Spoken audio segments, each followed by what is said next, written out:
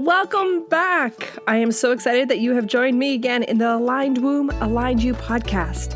I'm Kate Nagai, and I am your host and womb guide on this journey. I'm here to help you to lean into the language of your menstrual cycle so that you can align yourself and awaken and activate to your womb wisdom to live the most inspired life. I am so excited to jump into this episode and to dive into today's topic. So let's get started. Welcome back to the Aligned Womb, Aligned You podcast. We have another returning guest this week and one of my favorite people, Darci Hawxhurst. Darci is the founding member of the certified MAF Method for health and fitness coaches and practitioners. She's also a child brain developmentalist, a neurological evaluator, a member of the Conscious Feminine Leadership Academy, a writer, a speaker, a teacher, and a literacy expert. She's also the mother of a formerly brain injured child who has been to rock bottom burnout and back. Darci is the creator of the Vibrant Women program, which is a paradigm shifting journey that puts women on the path to thriving by removing the root causes of stress and modern metabolic disease.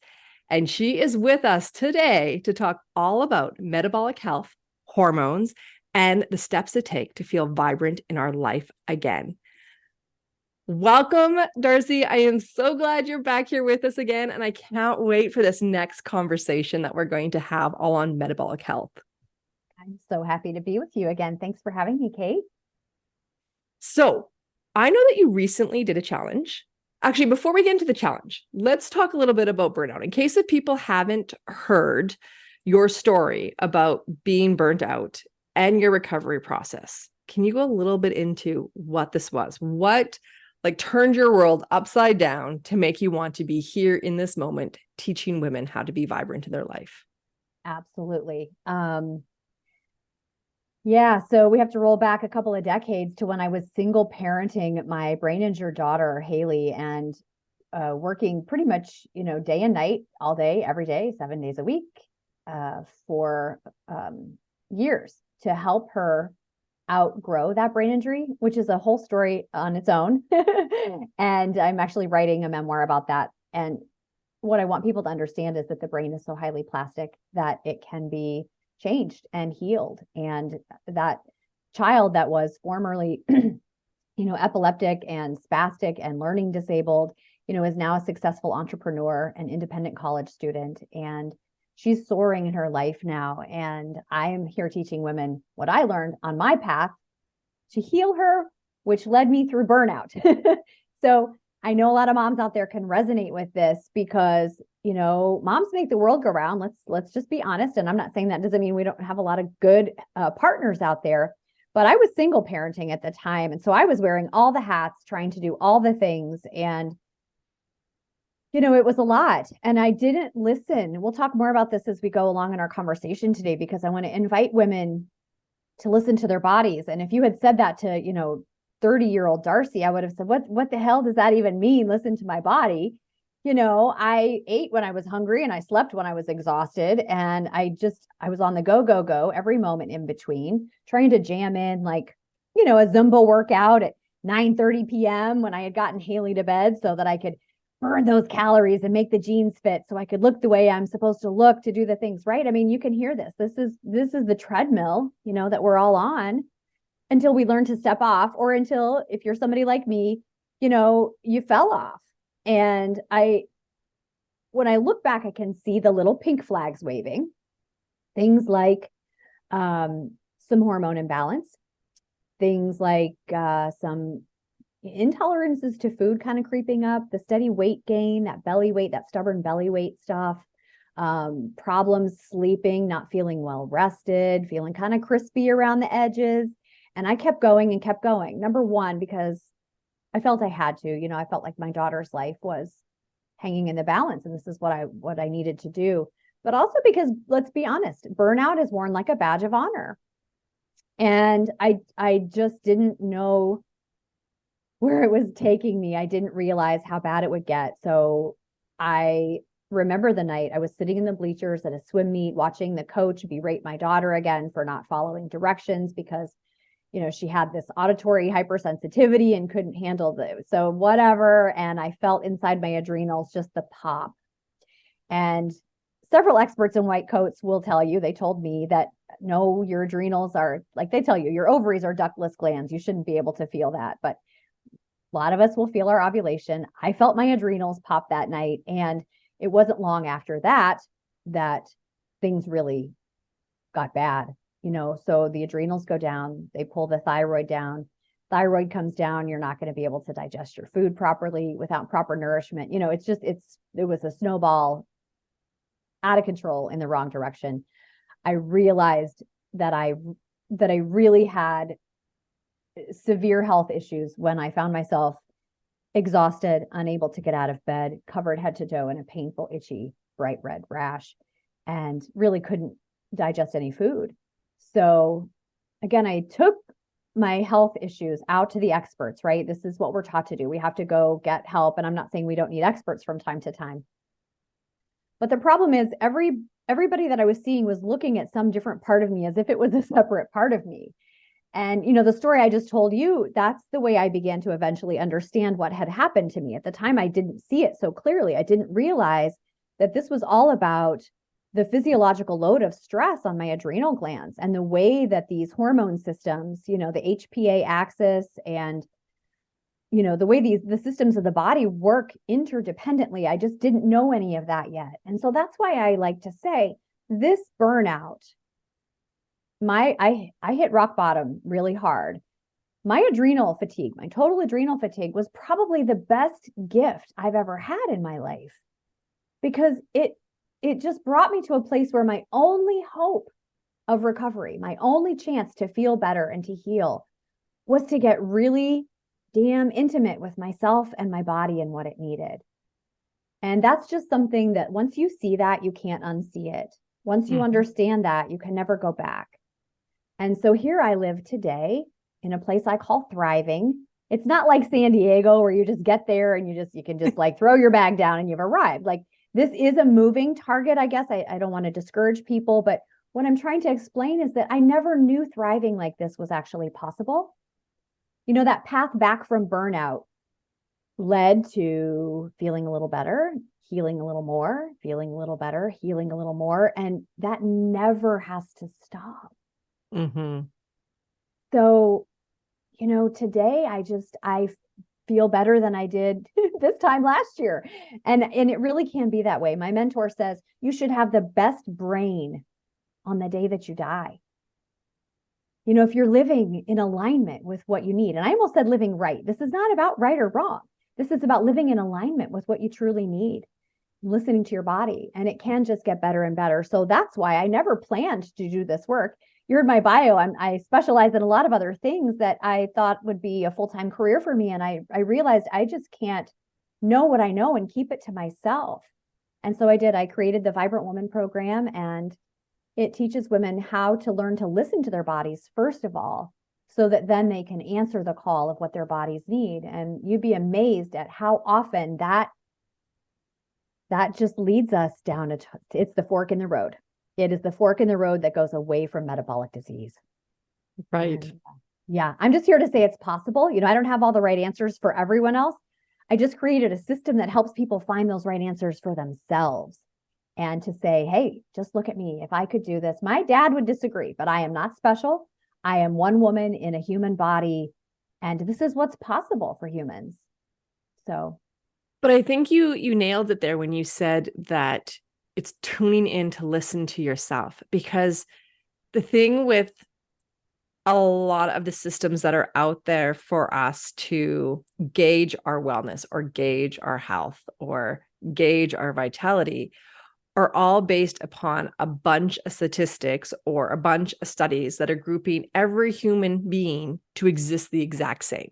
So if you're under all these exact same triggers and pressures, this is how you're going to respond. And it doesn't treat us as an independent person. And so really getting to know our body and feel our body and feel the disruptions gives us this opportunity to know what our medicine is. So well said. Absolutely. Yeah. Okay, so I know a lot of your work, and we started off the call where I was like, you just did a challenge. And then I was like, no, pull back. Come on, get back in line here. You are all about metabolic health and hormones. And I know that you just did a challenge that was working around this idea of metabolic health. And you touched a little bit on it right now about making sure that you have the best brain when you die. Can you go a little bit more into what is metabolic health?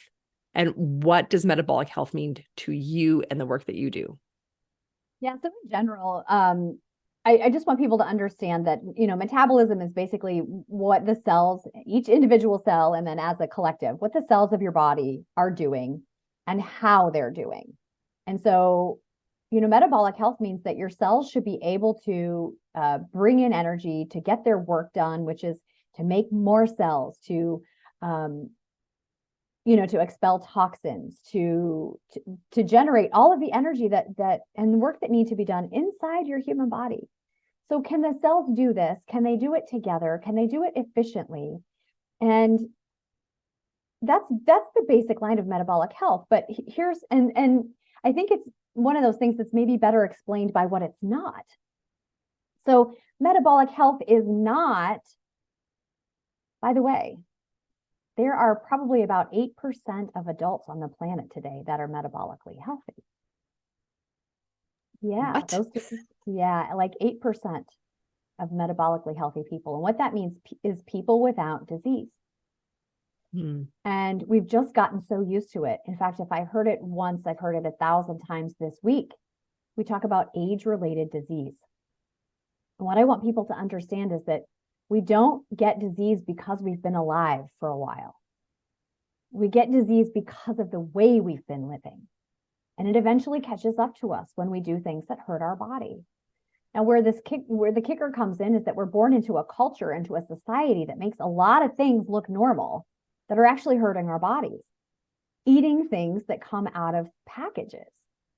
Now, I start to hear a little eye rolling like, oh, come on, really? You think eating chips from time to time is really, yes, I do, but you're not eating chips from time to time. You're eating them every day for lunch. And then you're eating them again before bed because you've got those terrible munchies because you've got high and low blood sugar all the time. So, we just have to get really honest with ourselves, Kate, about how we're living and what we're doing. And are we nourishing bodies?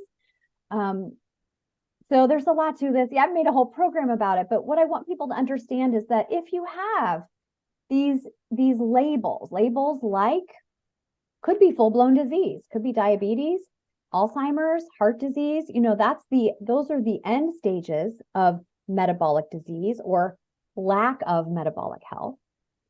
But there were other, just like with my burnout, there are red flags on that path that are trying to get our attention, ways our body tries to get our attention to say, hey, this isn't working for me. Something is up here. That happened long before you actually get that disease label. Before the blood work comes and shows that result, there was something before it. There was insulin resistance. There was pre-diabetes. There was sleepiness after meals. There was your inability to focus and pay attention. A lot of kids are diagnosed with these labels that are a direct result of the things that we're feeding them, the lack of nourishment they're getting, the lack of movement they're getting. And how do I know this? Well, I took a child that actually had an injured brain and took it the other direction on that road. So the challenge we just did was called the carb challenge. I sometimes, introduce it in another way. We call it the sugar-free challenge. And what I want people to understand is that so many of the foods that we consume, and I put foods there in quotes, I think we really as a society need to redefine food. I think there's a difference between what's ingestible and what is nourishing to the body. And I don't think all of it is food. I think that, the things that we eat, that everything we eat becomes a part of us. And we need to be choosing a little more carefully with a little more clarity and consciousness. And certainly with a lot more education. We're influenced so heavily by corporations who invest billions of dollars in media to influence us. And we think that's normal. So anyway, the carb challenge that I just ran with 150 some people signed up to do this 2 weeks before Thanksgiving, much to my surprise and delight. And I realized we're hungry for this knowledge. We're hungry for knowing what really nourishes us. We're hungry for putting two and two together and beginning to understand what is it about the way I live and then the way I feel in my body, and how much of that do I really have control over? People are hungry to know this, and that's exactly what the carb challenge does. And I talk about this too, because to help people understand, the way to understand is to live it, is to try it. I mean, all the talking and teaching in the world can only bring us so far. And so I like to bring people with my talking and teaching to the threshold and then open the door and invite them through. And so what happened in that carb challenge is there were enough people willing to believe what I said. And here's what I said. I said, all of those foods that you're eating, a lot of those things are actually turning to sugar immediately in your bloodstream. And when that happens, you're going to have an insulin response. And when that happens, that is the switch. That's the epigenetic switch that turns on your likelihood for metabolic disease. And so the way you're going to understand that is we're going to make sure you eat in a way for a couple of weeks, just for a couple of weeks. I know it sounds restrictive, but it's just for a couple of weeks. We're going to make sure you don't have an insulin response.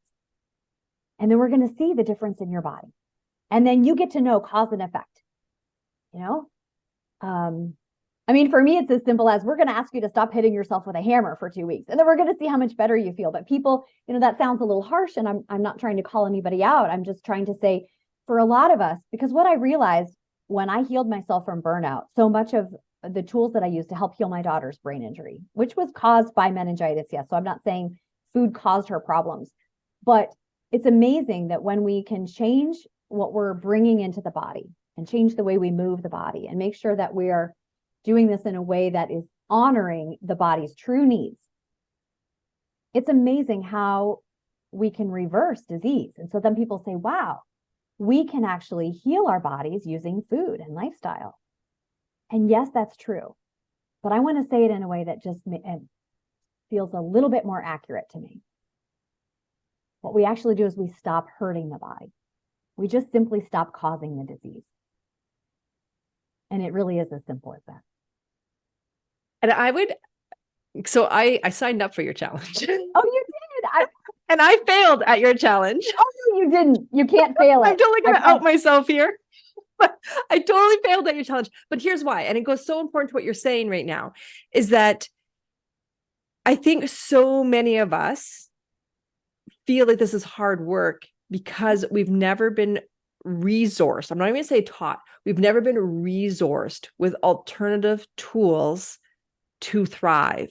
We only have patterns that keep us in a state of brokenness. So the reason why I failed, I'm going to tell you why I failed here. You can tell me why you failed first, and then I'm going to tell you why you didn't fail. Okay, you go first. So excited to join this. And then I got your email and I was like, holy hell, I've got to do what? But then I was like, no, you've done this before in the past. You can do it again. I gave myself my little pep talk. And so I did like 2 days. And then the flu came through our house like you would not believe. 5 people all down. Like it was one after another. So like 1.5 days of vomiting, I'd be able to get caught up in the laundry, and then the next day. And so the reason I failed wasn't because I didn't have the food, wasn't because I didn't have the knowledge, but I was so exhausted. Like my one daughter, she would not wake up to puke. So she was puking in her sleep. So I told my husband, I'm like, I'm not sleeping tonight. I'm staying up till 5:30 in the morning, and then you got to take over. And so like, I don't know how many all-nighters I pulled, but it was so easy to go back to habitual patterns that made me feel comfort because I was exhausted. So it was easy to go grab the packaged food. Like I could blame it on like I had the flu myself, but even then, like realistically, when I had the flu, I wasn't eating. So, but on the days that I didn't have the flu and I was caring for everyone else, like you talk about yourself with burnout, I was in a really short-term burnout stint where all I needed to do was feel like I could somehow make it through the day. And how I did that was through comfort and things that I have habitually done that brought comfort. Well, but were not good for me at all. Well, so first of all, let me just say to you, and there are a lot of other people who didn't make it through, like didn't succeed at the challenge for other reasons. They felt the craving phase, or they felt the pressure, of family gatherings that were starting to happen. But listen, number one, when we are in a state of high stress, not the time to change your eating habits.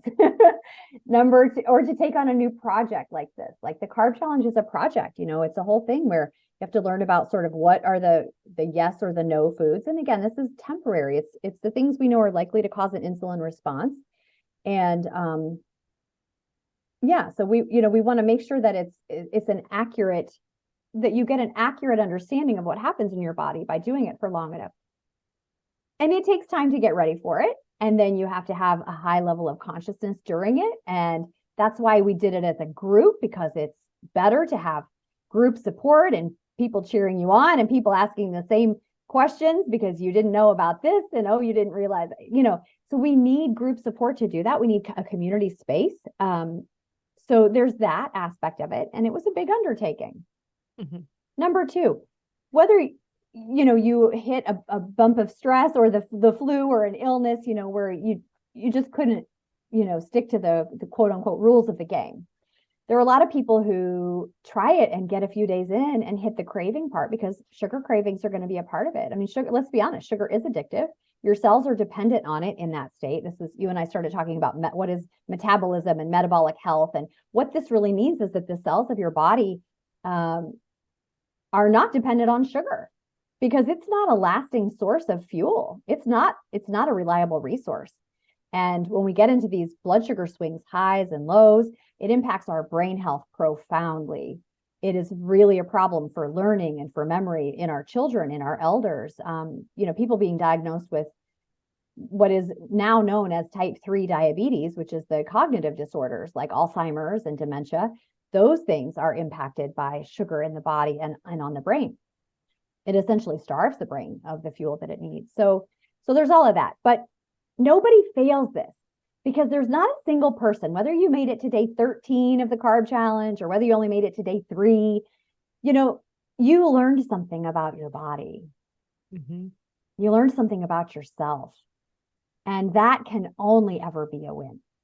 Yeah. And, we talked about that a lot inside the group coaching sessions for that challenge. And I just want people to understand the kind of changes I'm advocating for, the kind of changes that I'm asking people to try, and that I hold hands with you as you walk that path.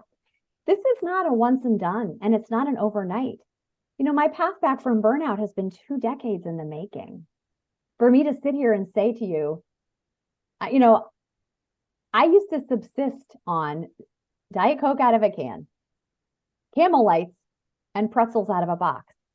And I would not touch any of those things with a 10-foot pole today. But if you had told, 20-something-year-old Darci that she would be here, never eating anything that came out of a box or a bag, growing her own food and cooking everything from scratch, and never having a sugar craving, not eating donuts anymore, she would think you were talking about some alien person. And so we all are just on a journey of becoming. And the other part of this is to trust your body, this is, the rules of the carb challenge are not some external rule list that you need to follow forever. They're a way to begin to experience a change that then you get to decide about, And so we need to kind of have that set point. I help people find that set point. So then when they go and eat, let's say it was me and I dove straight back into a pan of brownies after my first carb challenge. I removed sugar from my life for 2 weeks and felt entirely different. I lost 4 pant sizes. I lost, the pudge in my face. I lost my headaches. I lost my irregular periods. I mean, 2 weeks, I was like a drastically different healthy person, and I felt great. So I turned around and dove back into a pan of brownies and ate the whole thing, of course, because that's what addiction does.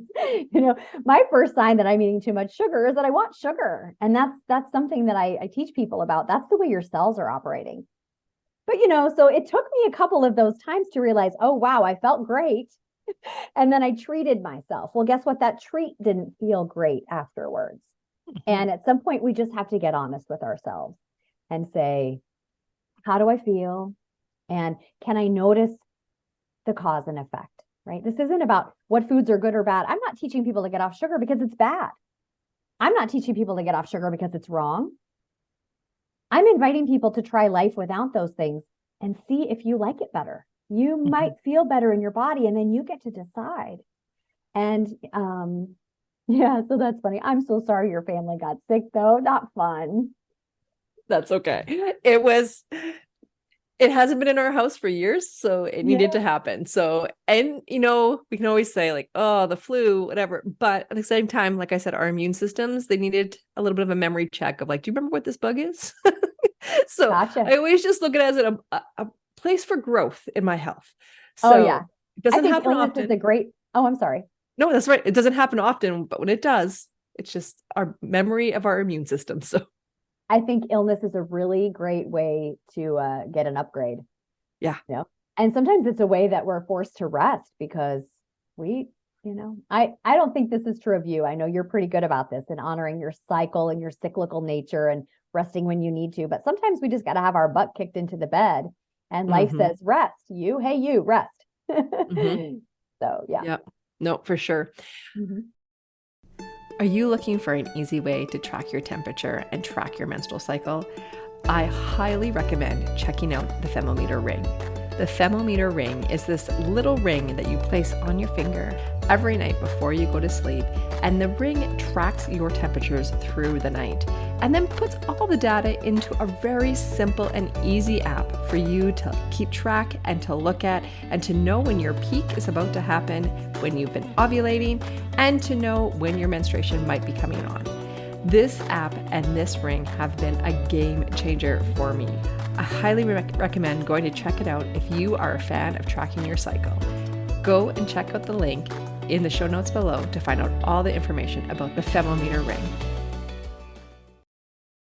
So the next thing I want to ask you about, and I have my own little personal story to share with it, is I would like you, if you feel comfortable, to talk a little bit about metabolic health and how that kind of impacts our hormones, or how our hormones impact our metabolic health.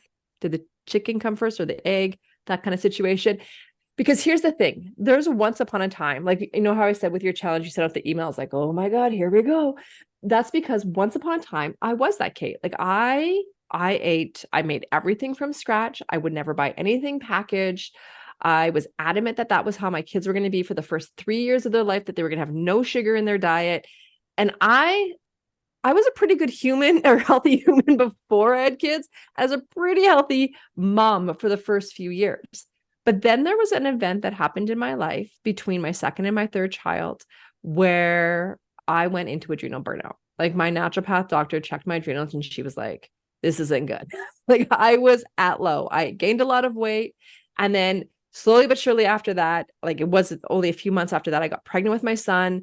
And then hormones changed during pregnancy, and, the stress once again, because all of my pregnancies were high risk. So I had to be on bed rest. So that layered another layer of stress on. Then he was born and you went into postpartum and you're exhausted and you're depleted. I fell into every bad habit that I had been so good at, like, I don't want to say conquering, but feeling very comfortable without having in my life. Like I really, like for me, baking was no big deal. Making homemade cooked meals was no big deal. And then there was this turning point where it was like, can we just order in food every meal, every day? Because I just don't have the energy. And it did affect my metabolic health. But was that the hormones shifting and the adrenals shifting that caused the metabolic change? Or was, I'm just curious, your take, hormones and metabolic health. Well, I think thank you for sharing your story. And, I think this is a great chicken and egg question. I don't think the chicken and egg question has the simple answer we want, and neither do situations like this. What I want to say, though, and point out, so number one, I think the stress started it, right? So you said, oh, I had adrenal fatigue, so I already knew I was low. So I'm needing to rest more. So I'm not keeping up with all the things that I used to do. So that means that I'm eating different foods from different sources. Now let's keep in mind what happens when we order takeout. Well, we get a load off of our to-do list and we get a tasty hot meal, but we're not in control of the ingredients. And unfortunately, they're not choosing ingredients for our health necessarily. They're choosing ingredients for their budget and their profit margin. And I'm not here to point fingers at, I don't think this is anybody's fault. What's happening in most restaurants is bad seed oils, So those are going to tip your fatty acid balance toward the inflammatory hormones, which are going to, and think about it, every one of your hormones, the mother of all hormones is a fat molecule. And if you don't have the right building blocks, you are not going to get the Lego castle that you wanted to build. I mean, it really is that simple. And so when we eat out a lot, we are eating these bad seed oils. We're also eating oils that aren't meant to be stable at high heats, that are being used at high heats. And so they're damaged bad oils. The body doesn't know what to do with them. So that's a lot of our hormone issues too in the modern world. It's just we're not bringing in the proper fatty acid building blocks to make the right hormones in the right amounts, in the right timing for our body's needs. So then again, so this is one thing tipping us out of balance. Well, it's not the only thing. So this becomes very complicated, and you can see that it can spiral out of control pretty quickly, Mm-hmm. So, that's one thing I like to lift up. I mean, I think the other thing to keep in mind too is, and again, not that you can't eat out. I think we have to do so consciously though. I think we have to, frequent the places that are using better oils, and it's harder and harder to do. I mean, even places, like Chipotle was one of my favorite places to eat forever. And remember when they came out, their slogan and their tagline was all about, this is real food and it's local food. And I mean, it's been in the news not that long ago. They've done some, digging, and there's a can of canola oil in there that they're frying all that food in. So, anyway, we do have to be careful about quality. Unfortunately, we do. And if we're not, I think the other part of the story that I want to lift up, that I think you know, because you told the story this way, but I just want to lift this up and name it. It's that when we are bringing these things into our body, so whether it's straight out white sugar or the processed carbohydrate dense foods that turn immediately into sugar in the bloodstream, when we're getting that insulin response on the regular, that creates a momentum. And that's what we call a sugar dependent metabolism. Now, whether it's extreme or whether it's mild, whether your symptoms are acute and obvious, or whether they're just kind of, chronic, this chronic hum in the background, that sugar dependent metabolism has a momentum and it can't be changed overnight. I mean, that's what the purpose of my 2-week carb challenge does, is it teaches people how to stop that momentum, right? And think about it. Think about what momentum really means. Think about a train with momentum.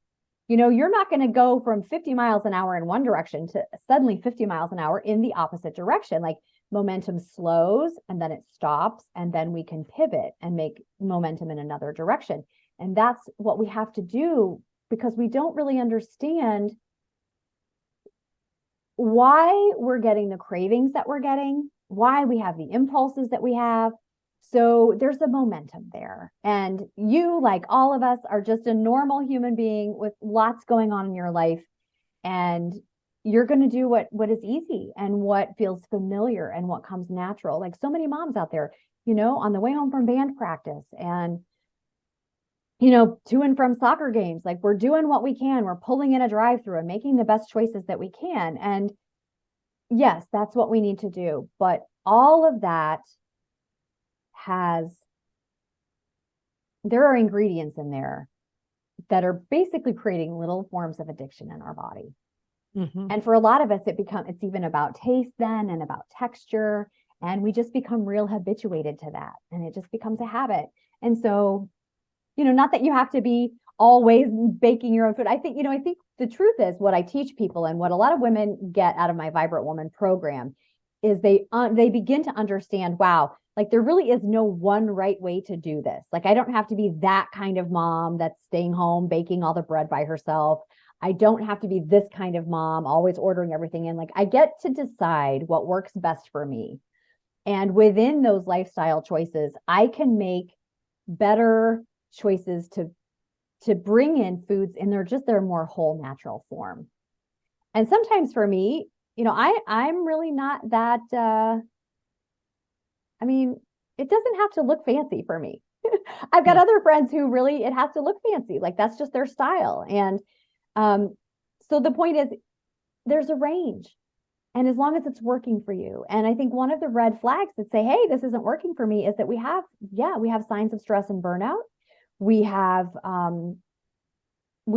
food cravings for things we kind of know aren't really the best, but we're going to do it anyway. And we feel like we're just not the ones in control anymore. Mm-hmm. And so you are not alone with that. I was not alone. We feel alone when that's happening to us. And I just want women out there to know this is so normal. But you can slow the momentum, and you're going to feel better when you do. And that's the other reason why I do this work. I know it's one of the reasons why you're doing the work you do. We aren't meant to do this in a vacuum. We aren't meant to do it totally solo. Like, we need community around this. And it can be tricky, right? Because a lot of the support for women out there is, and again, I don't drink, and I'm not saying there's anything wrong with drinking, but instead of like true community and women around the fire, healing their communities with their wisdom, their embodied wisdom, we've kind of given that up for burnout and wine nights. Mommy wine nights are probably doing more harm than good. They're keeping us up too late. They're wrecking our hormones. They've got us, so yeah, I don't know where else I want to go with that, but I feel it. It makes my heart hurt a little bit when I see people struggle with that. And it's one of the reasons I want to help so much. Well, and I think this goes back to, like, if we're bringing it back around full circle to the hormone aspect of it as well, is that I think one reason why metabolic health is something that's so important, not that I know much on it. I'm in the process of learning because I'm perimenopause, that I'm like, I need to understand my metabolic health a bit better. But I think one reason why metabolic health is so important for women in particular is because we are overly worked. We are overly stressed. We have so many multiple demands. We are chronically in 10 different places all in the same minute, right? And, us feeling overextended energetically, hormonally stressed, those all impact. But then when we also look at when our body is having a hormonal inflection of some sort, whether it be because of an actual diagnosis like, PCOS, fibroids, whatever the case might be, or whether it's perimenopause and our body's just trying to find a new normal, is that these shifts in what those hormones provide, the energy or the substance that they provide to our body, when it shifts, it's really important for women to understand that, one's not better than the other. Estrogen needs progesterone to balance itself. Progesterone needs estrogen to balance itself. They need a balanced state. And so when one kind of goes wonky, the whole body kind of feels off. And when we feel off, we go back to those bad patterns of like, what's going to bring me the most comfort? I'm a day away from my period. And I was craving chocolate before we came on here. And I was like, you don't need chocolate. You're not hungry. You just want like a feel-good hormone. Yes, but here's why. And yes, so here's one of the things that eating sugar does is it creates, this is why it's addictive, but it has the same impact on the brain as dopamine. So yes, when we're feeling low and we need that hit of happiness, we go to the things that we think will supply that. Well, sugar is one of the things that supplies that short term. And here's the other reason that happens with our hormones. By the way, did you know that PCOS? So I want to backtrack just for a second. These things that come from hormone imbalance, so like polycystic ovaries, even things like PMS, which I really don't like. I mean, I know we all know what it is. I don't like to use that as a label anymore because I feel like it's kind of missing the root cause. These hormone imbalance issues are actually one of the signs and symptoms of carbohydrate intolerance. So having blood sugar highs and lows actually creates this situation in the body. And because we have then this sugar dependent metabolism, what that means is when your body runs out of sugar, the cells are going to call for more. And they call for more with those fun little idea. Wouldn't it be nice to have a bite of sugar, a chocolate bar right now? Wouldn't it be great to just, and I used to think I went from cravings for, I'm like salt to sweet, salt to sweet. That's just who I am. I do pretzels and then I do ice cream. No, you are just carb dependent. You're sugar dependent. You're a sugar addict. You're going from carb to carb to carb. A lot of us don't recognize that it's things that don't even taste sweet that can have this same impact. That's why chomping on a bag of chips will give you a dopamine release, but it also gives you a glucose high, which gives you an insulin response, which gives you a glucose low, which leads into adrenal fatigue because your adrenals then will try to compensate. They will spit out adrenal hormones, cortisol and adrenaline epinephrine, you know, they'll do their best to stimulate basically glucose in the body and provide some energy where it's needed. So that's one of the things that quitting sugar helps to address adrenal fatigue, because it takes the load off the adrenals. The adrenals are, you know, some of their other jobs, right, are to create some of the progesterone that we need. They're on the front lines of our immunity. So, you know, they cooperate with the HPA axis to make sure that the thyroid hormone is in the right amounts and timing. So there's all of this interconnectedness, and the adrenal glands are so busy, and we're giving them more work to do when we eat in this way, when we live in this way, when we're not resting when we should be. And so it's interesting that you talk about that and that hormone balance, and how that will absolutely lead to sugar cravings, because that's the first sign of a sugar dependent metabolism. Mm-hmm. And I will say that my journey through perimenopause, I kept thinking to myself, I'm not having it. Why am I not having perimenopause? Everybody else is having it. Oh, I'm just going to go through menopause later, I assumed. Well, maybe not. I did not have a dramatic symptomatic peri. Mm-hmm. I didn't have it. And again, I'm learning as I go too. I was quite surprised. It really makes me question how much of that is normal, and how much of that is simply normal in a culture where women's bodies are sugar dependent. Mm-hmm. So a fat burning metabolism is an entirely different state of being. And again, to maintain that fat burning metabolism, we have to bring in the proper healthy fats. And when we do that, we have all the building blocks for hormones to be made. And when they are made in the right relationships, we don't get the signs and symptoms, all the warning cries from the body that something is off, because it's not off. It's doing okay. I won't say I never, hit a bump, but it's been drastically different than what I read about, my experience. And I know it has everything to do with the way I have just stayed on this path back from my burnout and not let myself go there. Mm-hmm. Now, I just want women hearing this. I don't want there to be any shame or blame or like self-criticism or self-doubt in this direction. What I just want to do is cast this out as a net of hope to say, well, does it really have to be that bad? Does it have to be as bad as everyone says? And again, I'm here to say maybe not. It wasn't for me. And I think that relies on whether we're going to be able to make some changes. And again, those changes are more than just personal choices. Like you said, if the whole family is going down, mom's going to go down too. And so we've got to look to creating communities. And that's one of the things I do with Vibrant Woman is we create a community where we don't have to be the ones to feel weird for eating in a way that's different than the mainstream culture, perhaps. Mm-hmm. Because there's a lot of pressure, Let's get into this Vibrant Women course, because I know that you're about to open the doors again.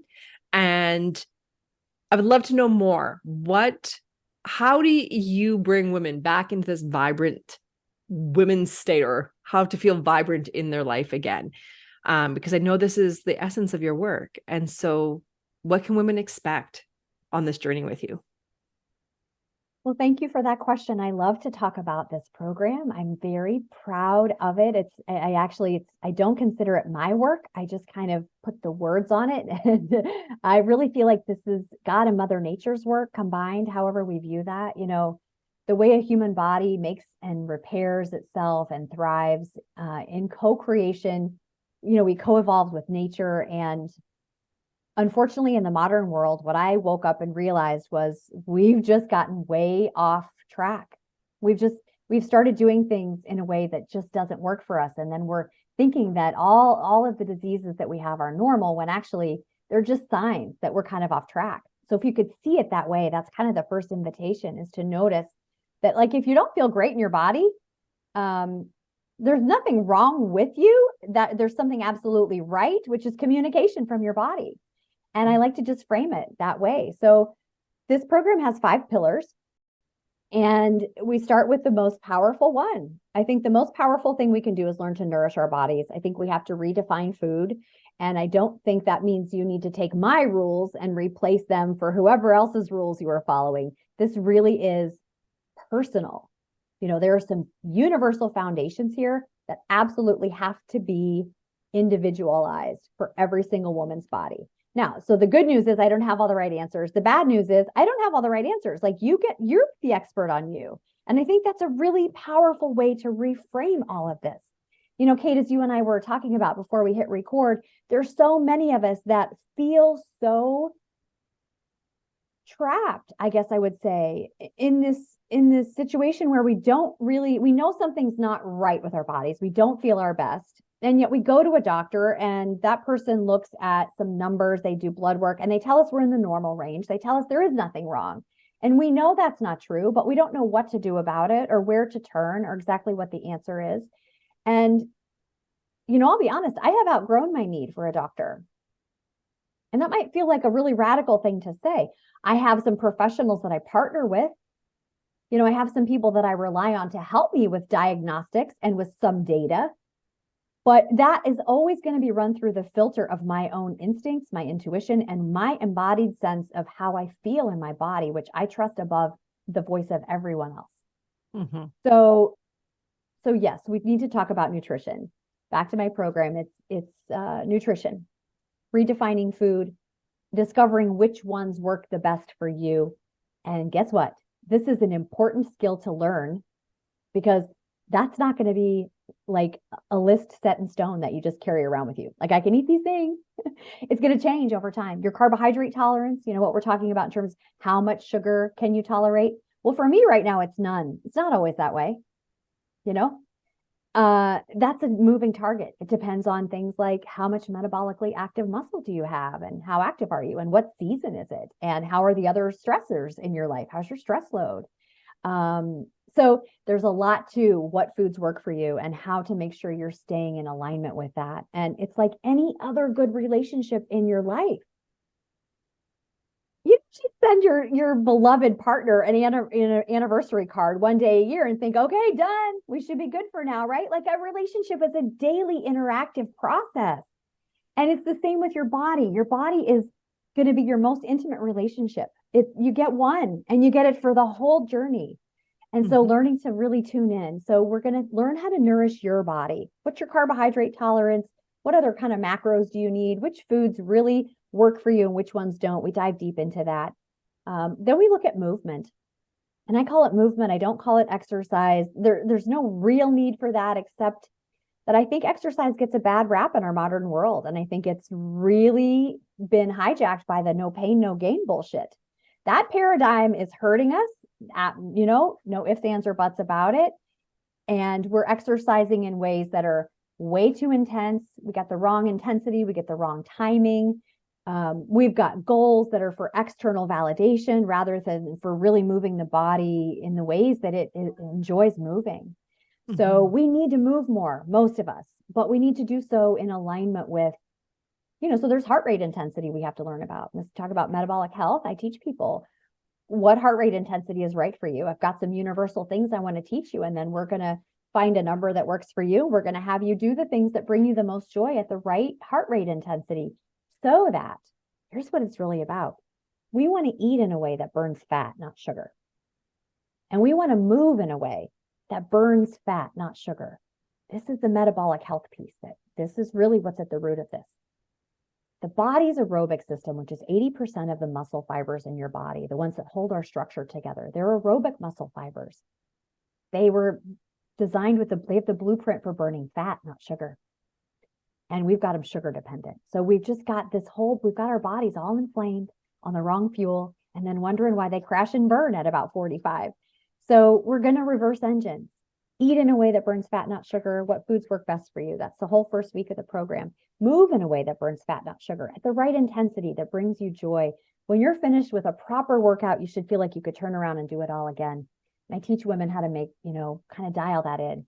The third pillar of the Vibrant Woman program this is really a no-brainer. And people are going to say like, well, of course, Darci, sleep and stress. And yeah, we got to up our rest and lower our stress, but how? Well, I help you find, I promise you right now, there are 3 stressors adding to your stress load that you didn't even recognize.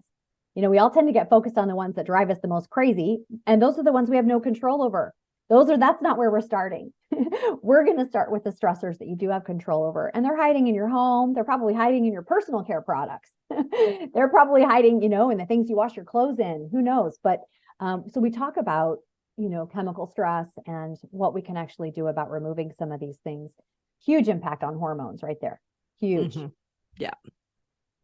Then the fourth thing is hormone balance, because those first three pieces are very powerful. It's exponential. It's not just 1 + 1 + 1 = 3. If we get the first three pieces right, we really shouldn't have to do very much about hormone balance. But, we also have to set it, Kate, in the context of this patriarchy that we're living in that has women really willing to sort of doubt themselves, to not trust themselves, and to be willing to run on, a 24-hour circadian rhythm rather than the 28-ish day rhythm we were really designed for.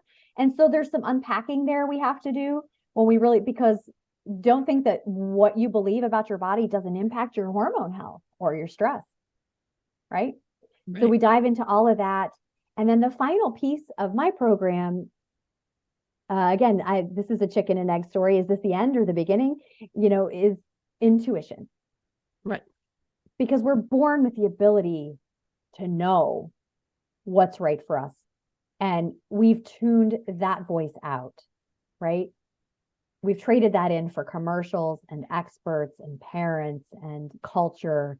And this process and this community, we do this course in a community. This is a process of reversing those volume knobs so that the inner voice becomes louder.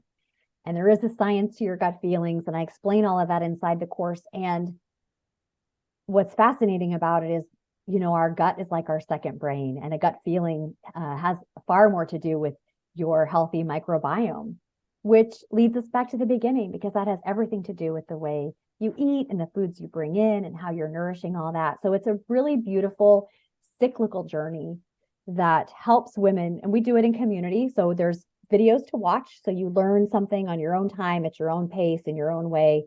And then we come into the group coaching space a few days later, where we really get to workshop it together and, get my expert guidance and learn from each other. We learn from each other's wins. We learn from each other's quote unquote failures. There's no such thing as a failure, because we're always learning something about ourselves and what's working for us. So yeah, we're going to start in January, which is enrollment will open soon. By the time your folks hear this, enrollment will be open and they can register through you. They should know you're going to appear in there. So we're going to have guest experts come on board and help us really just unravel it's just a bit of unraveling. I think in a lot of ways, this is an unlearning. It's an unlearning of the things the habits that we have that hurt us, and an unleashing of the brilliant vibrancy that your cells know so well. They were programmed to thrive. You were born to thrive. And it's about just restoring that, like reboot. Love it. I love it. It sounds amazing. Oh my gosh. I am so excited for this program, and there's so much information in there that as you were talking, I was like, yes. So that's fabulous. Well, we are at time, but before we leave, do you want to share some kind of womb-led tip or some kind of metabolic tip for women listening to today that can just help them deepen into their curiosity a little bit more? Well, I think I'm going to springboard off of what you said a few minutes ago. So you're the day before your period is going to start and you're noticing some cravings. I just want to invite women to listen into those cravings as messages from your body. And, it could be a true message. When I crave cinnamon, there's nutrients in cinnamon that my body needs more at certain seasons than in others, right? That's the reason why pumpkin spice is really appealing to us in the fall. Like there's something about that, the dwindling daylight and the nutrients that are in there and what our bodies require. I'm also going to invite women to pay attention to their cravings. And I want you to ask yourself, do I believe this is a true craving?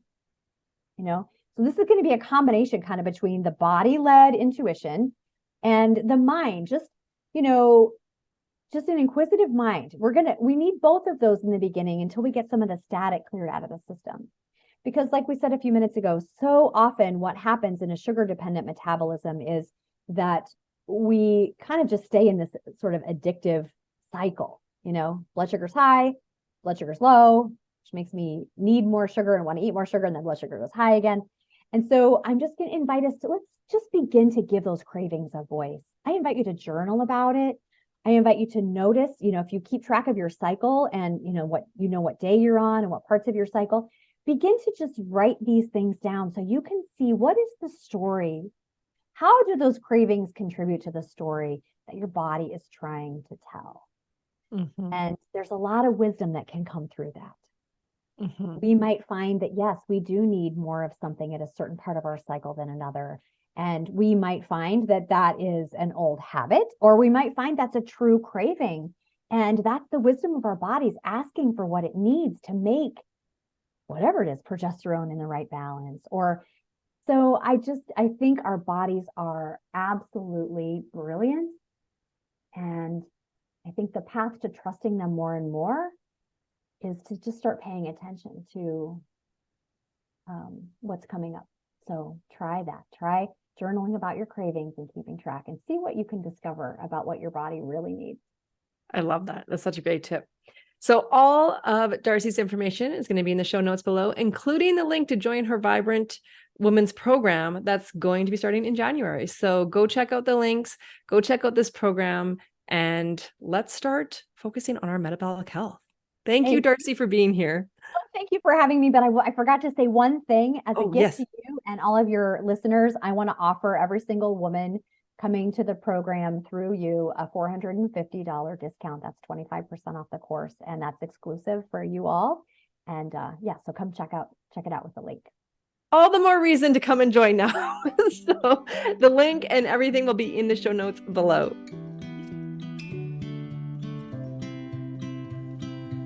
Are you excited about aligning to your cycle? If so, make sure that you subscribe to this podcast and like the episode if it really resonated with you. Until next time, remember, womb wisdom equals connection to self, which ultimately equals inspired living.